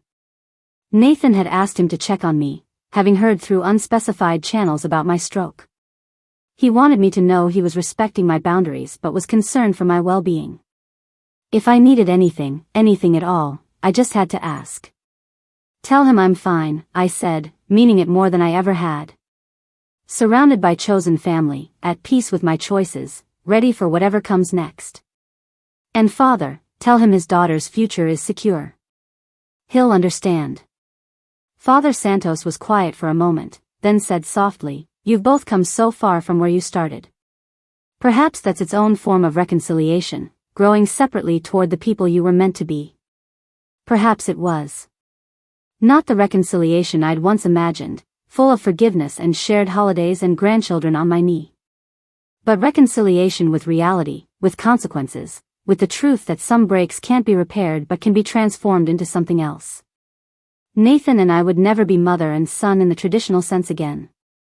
But we were two humans who had survived each other, who had chosen growth over stagnation, truth over comfortable lies. That was its own form of love, distant and boundaried but real. As I write this final entry in what has become my memoir of sorts, I'm aware it may be found after I'm gone. If Nathan reads it, if Grace someday discovers it, if the scholarship recipients wonder about their benefactor's story, let them know this: I regret nothing. Every choice, even the painful ones, led to growth. Every boundary, even the ones that separated me from my only child, created space for authentic life. The woman who received that Thanksgiving text would be horrified by where the journey led. The woman I am now, 88 years old and facing my final season, is grateful for every difficult step. Tomorrow is Thanksgiving, 17 years after the text that changed everything. Maria is cooking, her children and grandchildren will fill my house with laughter. The scholarship recipients are planning a surprise they think I don't know about, something involving gratitude and probably too many flowers. Nathan and his family will celebrate separately, as they should, as we've chosen. But perhaps for a moment, we'll think of each other with something approaching peace. Not forgiveness exactly, not forgetting certainly, but acceptance of what is rather than what might have been. The money I withdrew from Nathan's bank that day long ago has multiplied into hundreds of changed lives through the scholarship fund. The boundaries I set created space for both of us to become better people. The jet I bought in anger became a symbol of choosing myself when self-sacrifice would have destroyed us both. Every ending became a beginning. Every loss created room for unexpected gain. Every boundary that seemed cruel at the time proved to be love in its truest form. If this story teaches anything, let it be this: sometimes the most loving thing you can do is walk away. Sometimes the greatest gift you can give someone is the consequence of their actions. Sometimes families are destroyed not by lack of love but by love without boundaries, enabling disguised as support, sacrifice that prevents growth. Nathan and I loved each other wrong for so many years. Now, separated by choice and consequence, we've finally learned to love each other right.